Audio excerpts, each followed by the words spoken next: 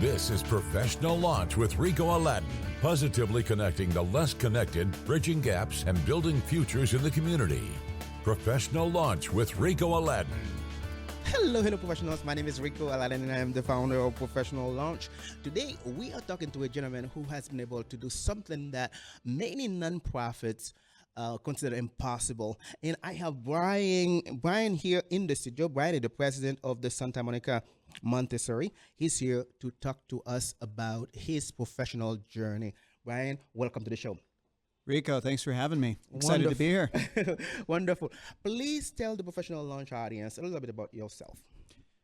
Well, I grew up in Montana, not far away, eastern Montana, so I kind of feel like a North Dakotan, and I, went to North Dakota State. After North Dakota State, did a little Catholic missionary work for a few years. But after that, that was probably my first intro into the world of fundraising because I had to do kind of feast or famine fundraising. I had to fundraise my whole salary to go out and do this work. And from there, I ended up about 2015, I ended up launching into a major capital campaign over at St. Paul's Newman Center at North Dakota State. And I was there for 9 years, eventually becoming the director. And that was the $40 million capital campaign that just kept on going. Man, I tell you, you have been able to do something that I think many nonprofits, including Professional Launch, consider impossible. So what have you learned during that process, and what was your mindset starting that journey? Oh, wow. Mindset, just keep going. I think part of it was realizing that this was a marathon. This was not a race and every day, it was bringing a positive attitude, treating it one day at a time. I think also it was just continuing to do, it was having good mentors as well. And, I know we'll probably talk about that. Yes. But it was also doing the things that make for success and do those things every day. And if you do that, then it ends up making the journey go a lot smoother. Mm-hmm. So doing the things that lead to success, doing them every day, but we can agree that those things that you are doing for success may not have any return from days on and days on, days on and days on. So how do you keep going? Because it's one thing to know, and you hear that you hear that a lot. People say, "Oh, I've been going to the gym for how many times, but I never see any result." Right? Yeah. That doesn't mean what you are doing is not working. So tell me about when you are doing this thing. Some days you probably get make maybe 20 calls, nothing. Or you make 10 calls, nothing. So tell me, how did you keep going? What keeps you motivated? Well, if you're only making 10 calls a day, you need to up it. 30 calls, Rico. Gotta be more than that. I think you have to get comfortable. You have to get comfortable with rejection, if you will. You have to get comfortable with hearing no if you're going to be in that type of work. And one of the things that's really important is to remember that it's not about you.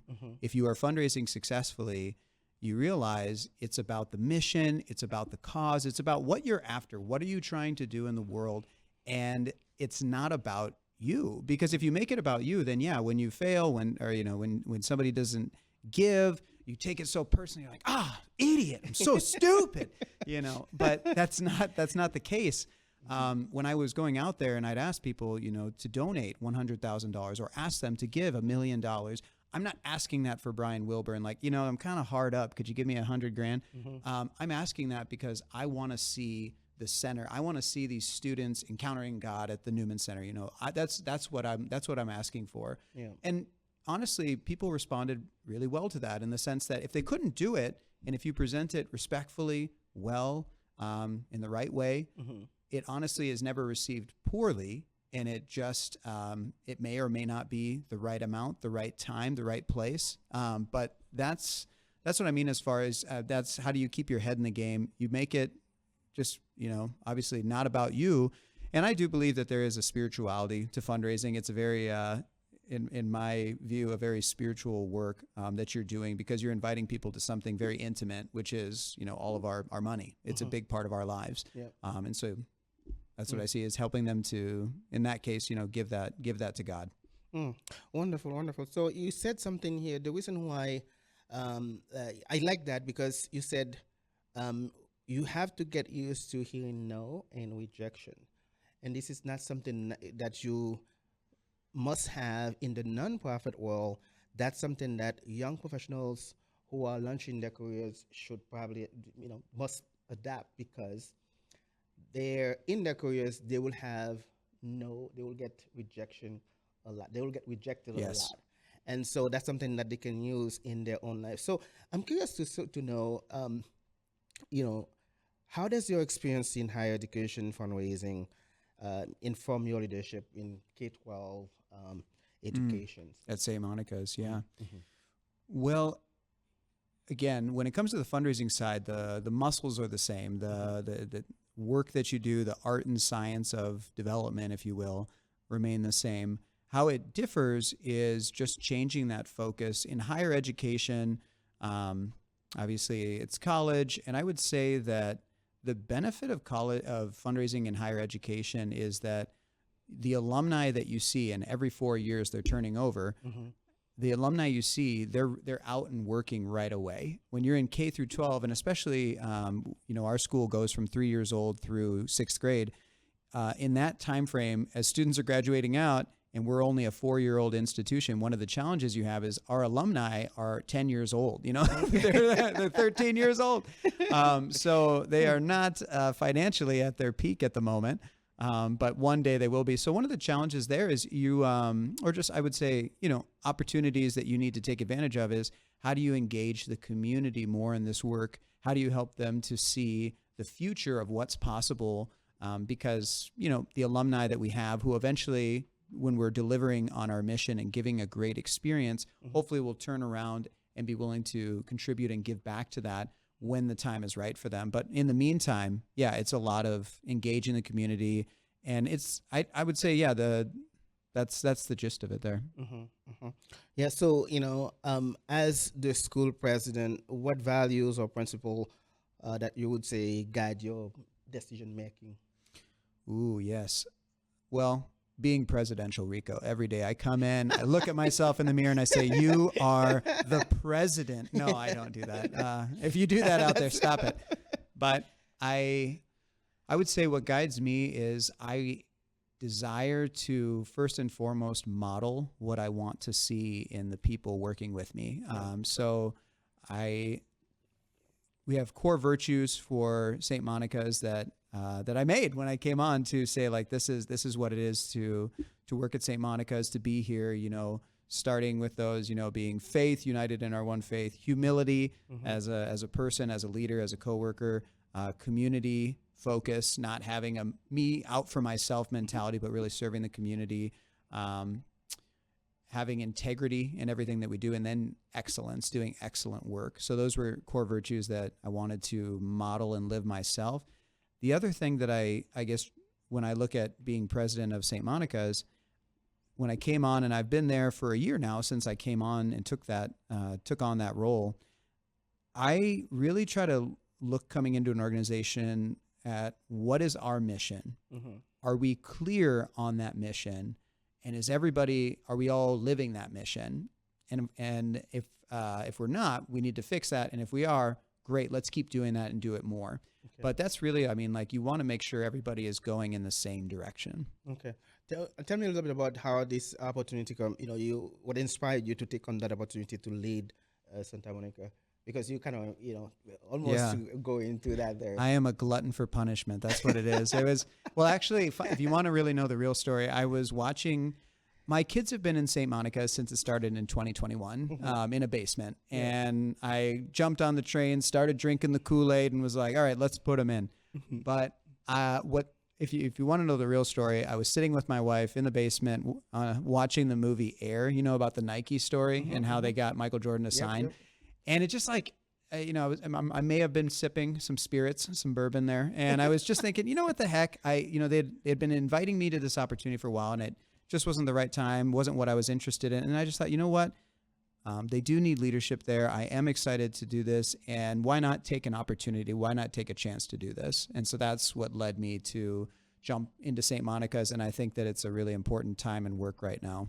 Mm, wonderful, Ryan. We're gonna take a short break here. When we come back, we'll continue with the conversation. We'll be right back.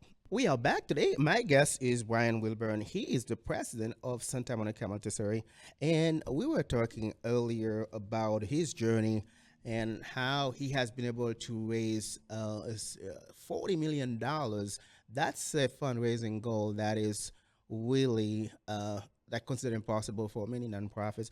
And today we here to find out how he did it, and if anything, what can other nonprofit learn from his way of fundraise, and so that they can do better for themselves.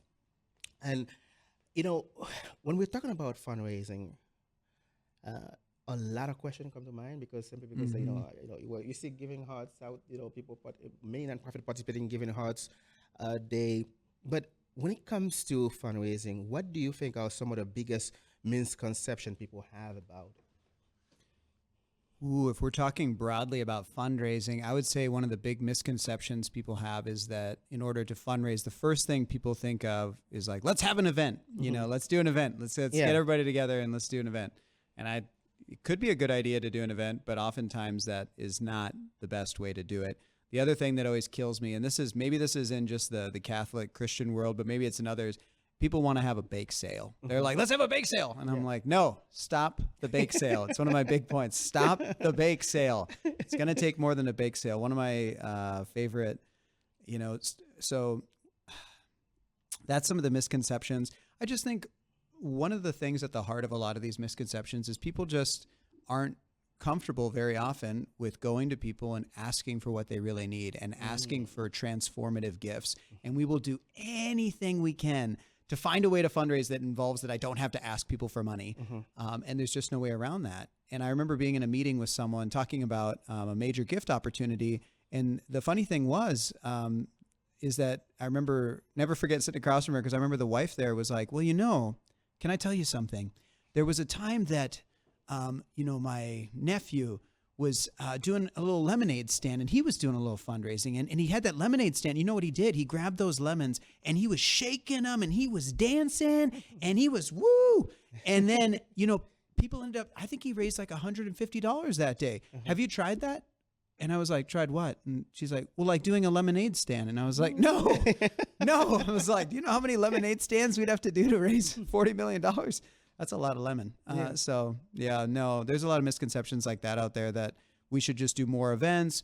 But really, I think it comes down to relationships. Yeah. Who you know. Yeah, who you know. But also, there's no shortcut. Real fundraising, real funding comes from real relationships. It's actually, there's no secret sauce. You have to care about people. You have to have their best interests at heart. That's something that different experiences and work have taught me over the years. My weirdest background was I did bail bonds for a summer. So that was an experience. You find out quick, not everybody values honesty. But just some of the different work experiences. Yeah, there's no shortcut to relationships. They take time, they take investment, and you can't fake it. When people ask like, what was one of the ways it was so successful? And I think a part of it is that I just stayed. I never left. The average fundraiser, I think the statistic out there is they stay at a position for about a year and a half on average. Wow. That's on average. That means that half of the average, or a good percentage, are less than a year and a half. Yep. It's really hard to have any meaningful success with less than a year and a half of work. Even a year and a half is not enough time. You need time for these things. Like, there were people that told us no in year 1 or 2 that I was there that ended up giving, a 6-figure gift or more later because it was the right time. But, being there 9 years, it's just I think it gives people comfort too, because even though it's not about you, they do need to trust you. And when they see that you're not just a fast food fundraiser, you're not just in and out, you're going to stay here. Just microwave it. Yeah, that I'm staying here. I'm staying here for the long haul. Yeah. People start to, I think, respect that and trust that, because they realize, okay, you're here for this. Yeah. Wonderful. So, can you share a moment where a fundraising effort surprised you, whether it's a challenge or a success? Yeah. Ooh, there's a couple, Rico, there's a couple instances where I was very surprised. Probably one of the more notable ones that comes to mind is a donor that I was meeting with. And, you know, there's some different work that you can do as a fundraiser to have an idea of what you want to present as an opportunity. Now, some people, they think when you fundraise, they're like, oh, do you spend like all day on Zillow looking at people's houses? And I'm like, no, that's not what I do. I only spend an hour a day on Zillow. No, I don't spend an hour a day on Zillow. There are, you know, there's different things that you do just to be prepared when you go into a meeting. Well, there was somebody that, if you're new out there trying to build your cause, I would just say, be persistent in a respectful way. But people will always tell you something on the phone like, oh, you don't need to come see me. I'll help you guys. You don't need to come see me. Trust me, you always need to go see them. It's always worth your time to be in front of somebody, especially if you have a meaningful opportunity you want to present, but you just don't know what's going to happen. Good things happen when you get together with people. And there was a person that said, oh, no, you don't need to see me. Well, I was like, no, I do. And so I ended up still coming out to see him. I drove, you know, however long to go out, see this person. And I remember sitting down with him, and it was really like, I could tell on the phone that there was the opportunity that this person had to give a meaningful gift, and meaningful being like 6 figures or more. But I really wasn't sure what this was going to lead to. And I ended up asking them at a certain point. I could tell he wanted to get to the point. And so I ended up asking for a gift of $250,000 or more. And this person really came back and was like, you know, I do think this is good. I do want to support this, and I'm going to do everything I can for you. And I'm going to tell you, you might even be surprised by what you get. And in the end, you know, this person ended up giving well over $1 million to support this cause. And so nice. That was, you know, one of those, always leave the door open for a bigger opportunity. Yeah. Wow, man. I'm going to ask you about, you know, how can someone get better at making the ask, but you said something earlier I want to circle back to. How do you build that trust with donors and stakeholders? Well, you know, like I said, you can't fake it, Rico. It's got to be real. I mean, how do you, I guess it's just, I've always wanted to be as honest and transparent as I can with people when I talk with them. I think there's also be honest, be transparent, but don't be a weirdo. Okay. So what I mean by that is sometimes we just get so nervous going to ask people for money that we want to be honest, but then we're like weird about it, where we're like, I'd like to come see you. I'm going to ask you for money. And it might be a lot, you know, like, you know, it's like, well, don't be weird about it. Yeah. It's kind of, this is an analogy. I'm not the only one to use this, or probably the first one to use this, but it's a lot like fundraising is a lot like dating. I mean, you are out there and you are going to speak with people. It's a lot like saying, hey, would you like to go out tonight? Would you like to get coffee? You know, there's similar, you know, dynamics there. And it plays the same way in the sense that you would not go meet with someone and say, this is awesome. This is working. Why don't we get married today? Like, probably not going to happen. You're not going to propose marriage today. Yeah. So you probably aren't going to, likely the most time, ask for, I've done it before, it's happened, but usually you don't ask for that major gift on the first date, on the first visit. That might come later with time, with trust. But I also don't think you need to wait around kicking the can down the road forever, not asking, because I got to invest. There's never going to be a perfect time. And I don't think you need to wait as long. Most people do not need to wait as long as they think to make a major proposal. But how do you build the trust? I think just continuing to show them that you're transparent, tell them the good that's happening at your mission, but don't be afraid to share sometimes if something did not go the way that you thought it would. You need to share that with them. You need to be clear. And especially if they're going to be some of your major supporters, like, they have a right to know how things are moving and what challenges you might be facing. Wonderful. So I don't know how long we have before our next break, but what advice would you give someone who wants to get better at making the ask? I mean, that's kind of close to it. So. Absolutely. If you want to get better at making the ask, I would say it's like anything, don't be afraid to practice it. Don't be afraid to sit in your car on the way to a meeting and say the words out loud of, would you prayerfully consider a gift of X, a gift of $50,000, a gift of $500,000. And practice that coming out of your mouth so that when you say it with the donor, it's not the first time it's come out of your mouth. Because I think that's where we get confused. You know, there's a friend of mine out there as a speaking coach. Her name's Eva, and she worked with Dave Ramsey, and she likes to tell the story that Dave Ramsey, very well-known radio host, very well-known speaker, and people just think, wow, Dave Ramsey lights it up. But you know what he does? He practices a ton. And for fundraising, it's part art. And so there is, practicing that experience. And just the more you do it, the more comfortable you're going to get with it. The other thing, and this is key, very, very key. If I had to say one thing, the more important than anything else, after you make an ask, zip the lip. Do not zip the lip. Do not feel the need to, after we say it, we almost want to qualify it. We want to be like, would you consider a gift of $50,000? And honestly, whatever you'd want to give is fine. Or if you want to, think about, don't speak after you've made the ask. I've waited as long as, I think it was 10 minutes. We made an ask, my priest and I, and we waited he didn't say a word, this guy. He was an old farmer, and he just started cutting his food, started eating it. And I think we weren't going to budge first. We ended up waiting, I think it was 10 minutes before he finally did speak. And he ended up giving a gift. But it was just, I've never been in that long of silence. I'm like, how awkward. It must have been awkward, right? Yeah, you just keep sipping your drink. You enjoy the sounds and the ambiance around you in the restaurant, and you wait. Oh my goodness! But I'm trying that was one time. Most of the time, you're only waiting maybe. It feels like half an hour, but it's really only maybe 10 seconds, 20 seconds, because they're thinking.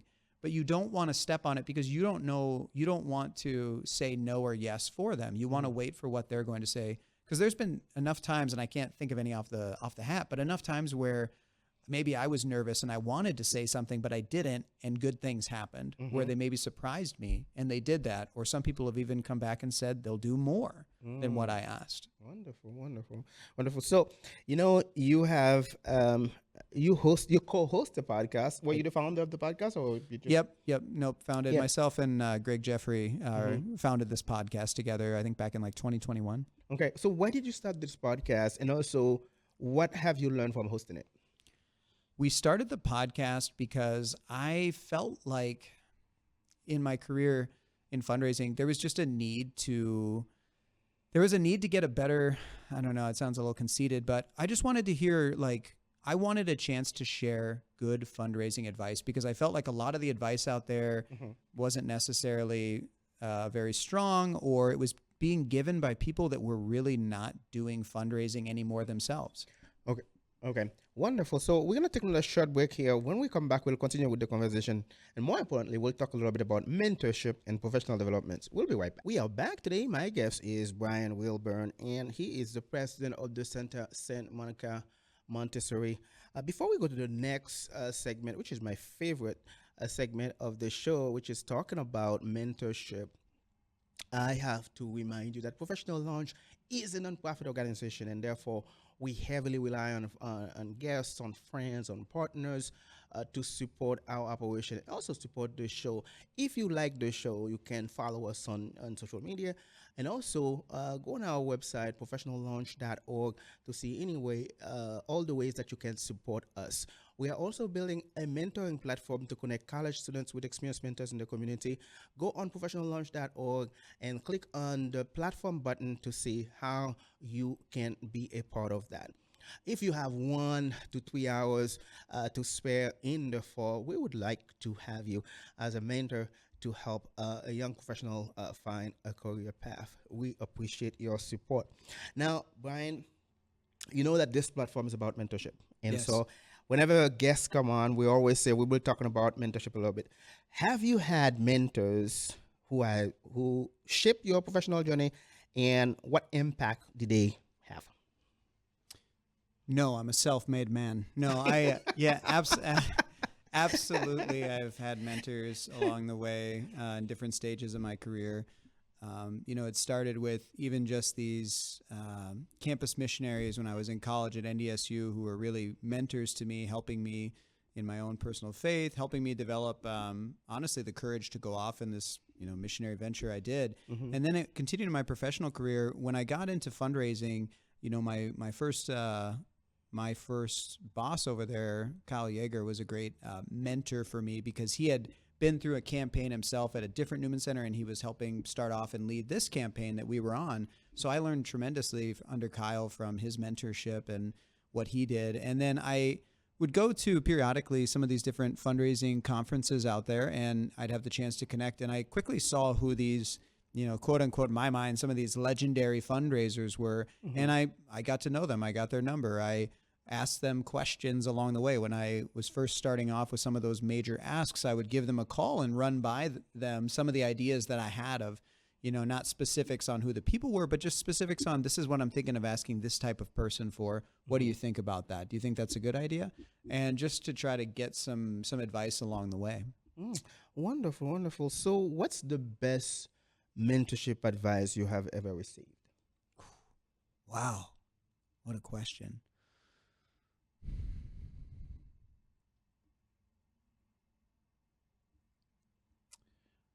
Well, I think the best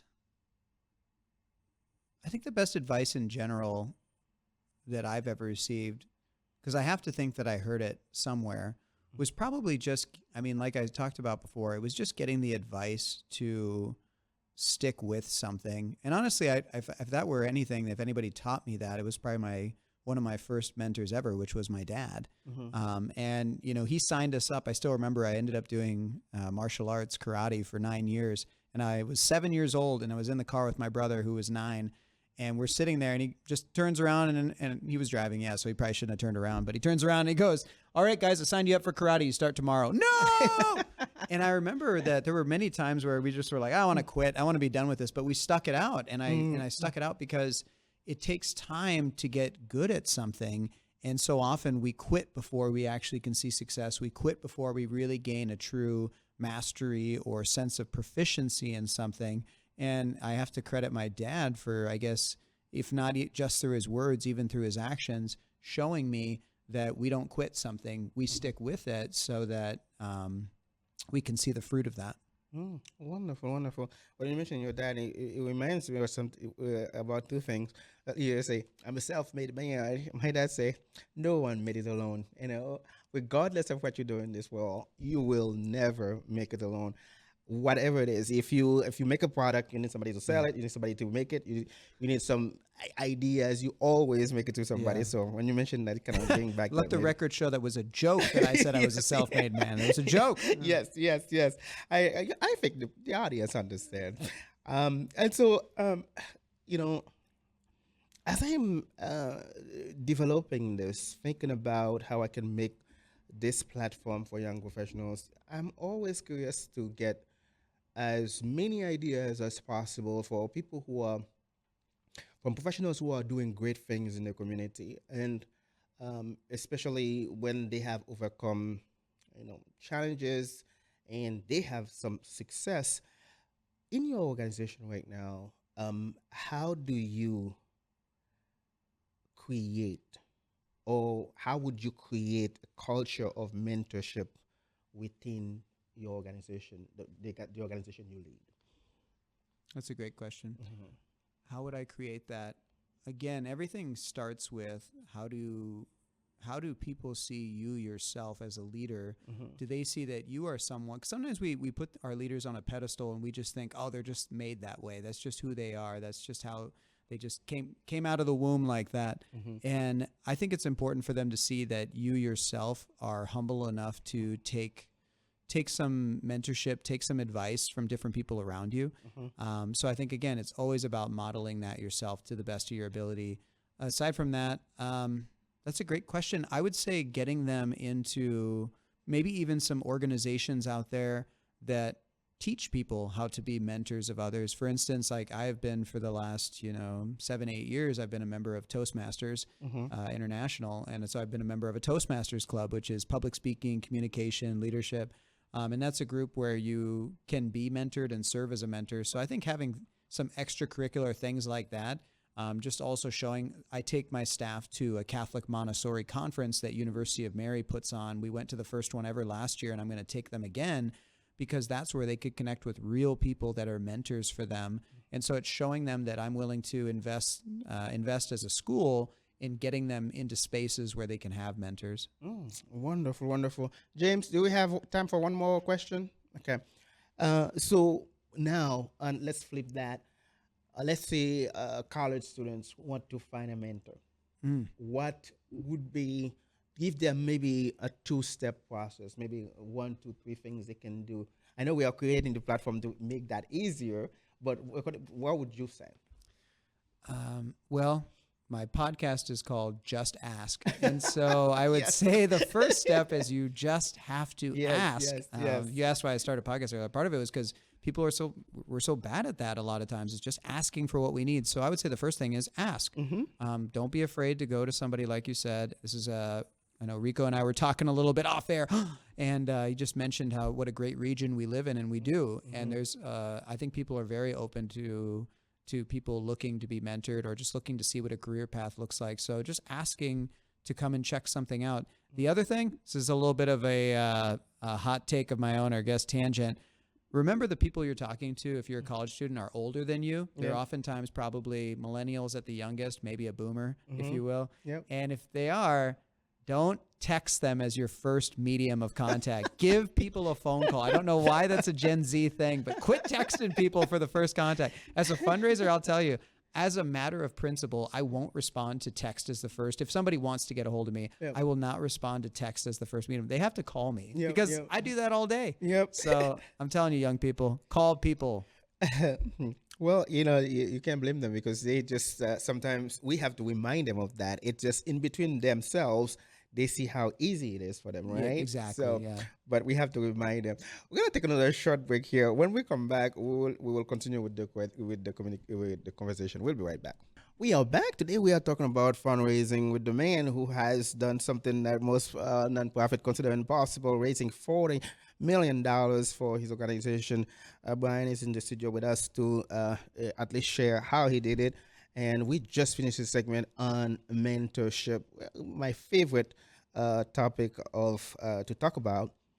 And now we get to the point we talk about advice for young professionals, because this platform is there to provide resources that can help young professionals launch their careers. If you could give one piece of advice a career advice to young professionals, what would it be? Would it be a professional in the fundraising sphere, any sphere? Any sphere. I mean, you can give two, one from the fundraising. Professional advice I'd give.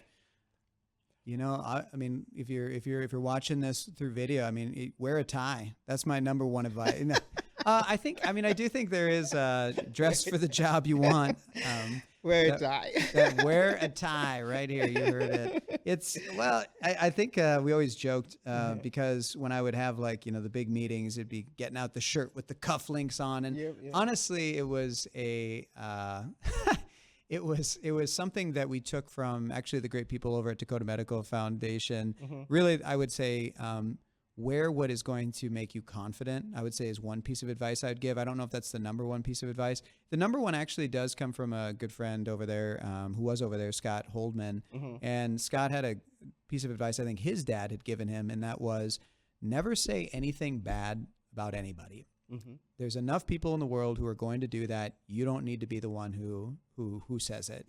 I love that. Yeah, I mean, that's, and again, it's not to say that you can't somebody's doing evil things over there. It's not like you can't notice that or you can't call the actions out. But to be that person in a meeting, and we've all been there, where somebody will bring up a certain person in the community, and the first thing that they talk about, oh, well, you know what they did, ... I don't want to be that person. And even and as a fundraiser, I'm not looking to get into that. Yes, people are fallen people. We all do stupid things now and again, and some people do it knowingly. But ultimately, you don't need to be that bad voice. There's enough people out there to do that. Stay positive. Ooh, man, I love that. Don't be the one that is bad-mouthing somebody. Yeah. Regardless of what their path is like. And I think that's something that I'm gonna steal this one for myself. Okay, yeah, you take that. That's a Ricot now. Yeah. So looking ahead now, what's next for Santa Monica Montessori? What vision do you have for its future? world domination. That's what I have. Franchises everywhere. No. What's next for us? My first thing was I want everybody at the organization really bought in and living our mission, to be Catholic, Montessori, and generosity focused. We're not official. I have to say that we're not officially Catholic. We're not a part of the diocese, but that's something that we're seeking out, is to be more formally recognized there. But that's very much at the heart of our values. But what's next for us? So is that to become more formally, seek that Catholic nature. But ultimately, I want to do Montessori education really well. I want us as an elementary and as a pre-K right now, as people see it, I want us to deliver on that premier experience. I want us to have children that are grow in wisdom and independence and faith. And I want us to deliver on our promise, on our mission. And from there, I do think there's a thought we have of maybe even expanding into an adolescent program in time, and maybe not in that long of time. But ultimately, the first step I have is that I want to get great people working there, and I want to really deliver to parents what we said we would. Wonderful. So we have 3 minutes left for the show. So as a leader, what legacy do you hope to leave, both professionally and personally? Because you have done something I keep saying that on the show, is to see the magnitude of it, right? So what legacy do you wish to leave as a leader, professionally and even personally? I think that this came up recently in a conversation in a way, but success to me would be that St. Monica's is growing and thriving, and essentially my goal, Rico, is to work myself out of a job. I want it to be something that succeeds beyond me. I don't want it to be something that if Bryan Wilburn goes out the door, whenever that day comes out, the sunset, it all falls apart. That to me is not success as a leader. Success is that everyone's bought in. You are mentoring others underneath you so that they're ready to take on the role. When I left the Newman Center, I was confident in the guy that I left there, Joe Hendricks, to be the director of development after me. And ultimately, that's a good feeling to know that they were still having success this year with me gone.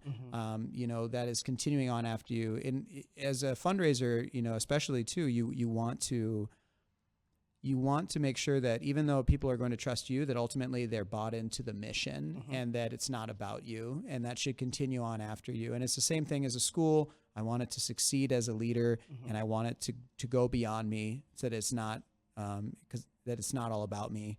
And yeah, my other success factors are that I left a strong, positive institution after me and legacy. But ultimately, the first and foremost thing to me is that I felt like I was doing what God asked of me, and that my family never suffered, that they always knew that they, after God, were number one for me. And that, I'm married, I have 5 kids. So I started that capital campaign with 1 kid and I ended with 5 kids. That's fruitful right there. And I multiply. Yeah. I love my wife, love my kids, and that's number one. Wonderful. Oh man, Bryan, thank you for a wonderful conversation today. I really enjoy our conversation and talking to you about what you have accomplished, and also about mentorship, what we are about as an organization. And you are right, when you have an organization, and the organization can survive when you are gone, when you are not there anymore. I think that most leaders would consider that a very big success, and I really appreciate that. That's something that I am inspired to keep in mind with what I'm building with Professional Lunch. Thank you so much for being on the show today. It's such a pleasure to have you. Hopefully we'll have a chance to collaborate on some other things, because as we are growing as a small organization, we are looking for partners, folks who can help us grow, and we can grow together. And so I want to keep the door open so that we have a chance to collaborate. Absolutely. Thanks for having me, Rico. Yeah, wonderful. Now, remember, Professional Lunch is a nonprofit organization, and therefore we greatly rely on friends, on guests, on partners to keep our operation going. So check us out online, professionallunch.org, and see how you can help support our operation, and also our operation and our work, and even support this show. We thank you so much for that. Now, this is the part that I tell you, it's up to you to make today a great day. Have a great day.